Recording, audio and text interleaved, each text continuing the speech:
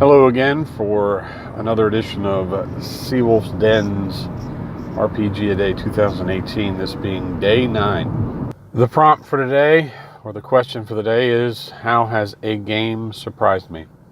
I had to really think about this one because I've been surprised in my campaigns quite often. Most of the time it's when I don't predict what the players are going to do, and I'm not prepared for their imaginative solution for the problem, or they figure out a interesting way to benefit from an overall situation that I did not foresee. I was running a campaign, I believe it was in Shatterzone. I had presented to them a planet that was predominantly made up of a very valuable crystal. I think I related it to the drive system at the time, and it was being mined by an enslaved race. And I supplied them with a ship and kind of prodded them in a direction to save these slaves. And the ship itself was big enough to carry all the slaves. There were hundreds of thousands of them. And so the ship just so happened to be alien technology. It was an ancient alien warship that had enough firepower to destroy a planet. They were able to draw that information out of analyzing the ship, and they did in fact save the slaves. And I asked them what next. I assumed they were going to jump out of the system and take the slaves to safety. They turned around and said, "Nope, we're gonna mine that planet." I'm like, "How?" "With our ship, they're going to blow the entire planet up and collect all that they can of that valuable crystal, because all that was left was the slavers, not the slaves." So they were perfectly okay with destroying that planet, which they in turn did, and collected what they could. I tried to be reasonable with the amount of crystal, but when they turned and said, "We're going to mine that planet by blowing it up," didn't see that coming. I don't know why I didn't see it coming, but that was like, I call it my brain had a hard drive fault. It just sat there going, what? And we had a great laugh at it. I was totally dumbfounded by their decision, and I let them do it because it was just too fun not to. And that was in a campaign. I try not to get too surprised in one-shots, because sometimes these surprises can take you down a path that makes the one-shot take longer, and you're trying to fit it in a 4-hour slot. Well, just recently I was running a Star Trek Adventures game. Still was trying to get used to the system. I think we grasped it pretty well enough and had fun with it.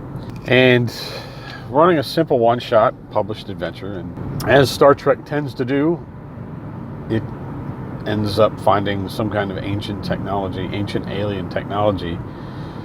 And this one was painful to touch. Caused damage when you touched it, and it was an alien crystal computer sending out signals and acting as a beacon and luring ships into a very dangerous portion of space. Of course, there was a Vulcan on the away team, and in the middle of battle with Romulans in the computer core of the ancient alien computer,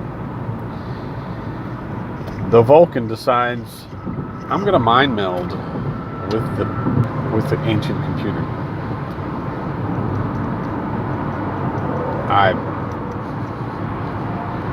That broke me. I had no idea that anybody would try that, because first of all, it made it clear, and I think I made it clear. It hurts to touch that thing. He didn't care. I had to take a step back. The guys were like, "Oh no, he broke the adventure." He did. It was, wait, what? It was funny. It was hilarious. I let it happen because, again, It's fun. It's great. Boy, it hurt him. I tell you. But he was able to keep it from blowing up, which is what I was implying was happening. Because it got hit by disruptor fire and was in the middle of, it was a dire situation, I really liked that moment. That was one of the best moments I've had recently at convention games. Another one was, and I'll tell you, to endorse Flash Gordon, the Savage World version is an understatement. They introduced cliffhanger cards and cliffhanger mechanic, and I did that.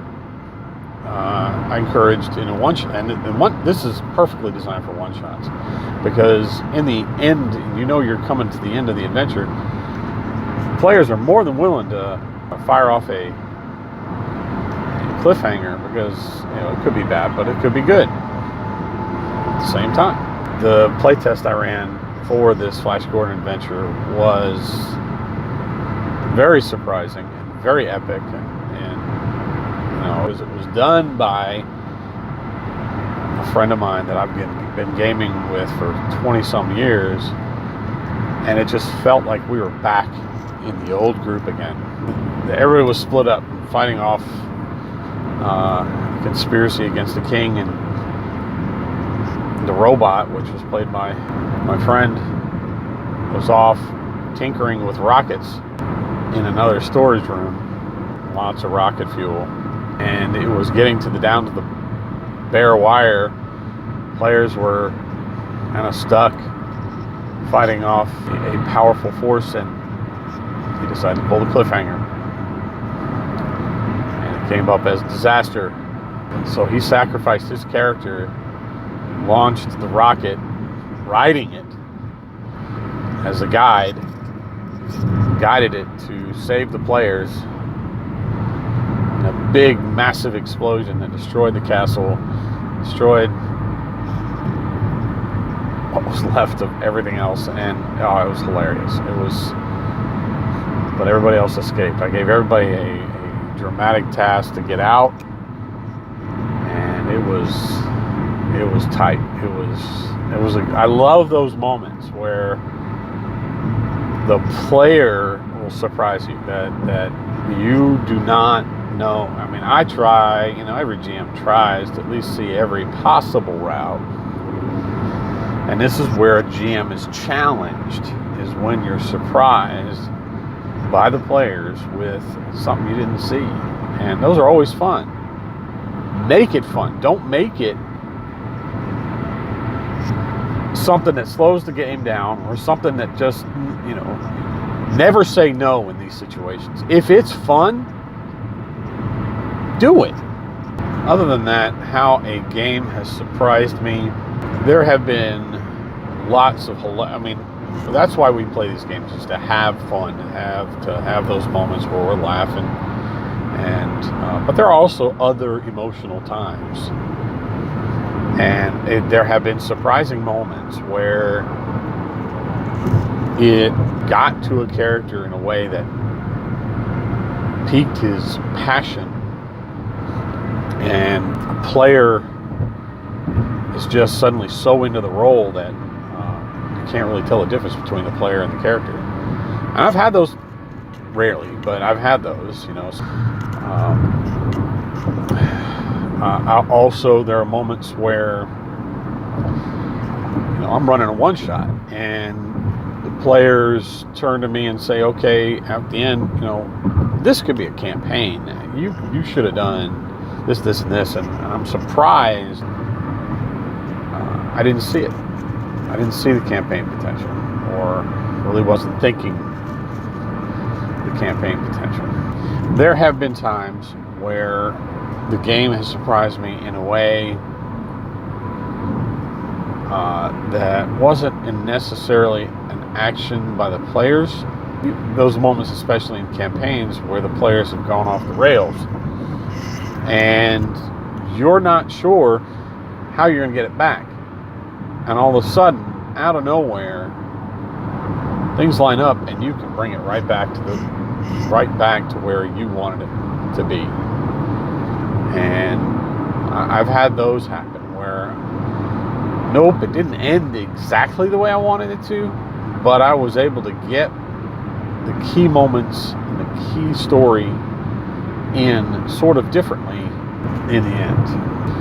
Another way it surprised me is more of a negative way, and maybe it's because of players' experiences and the way I tell a story versus the way the player expects the story to be told. But I've seen moments where players just misinterpret the clues I'm leaving.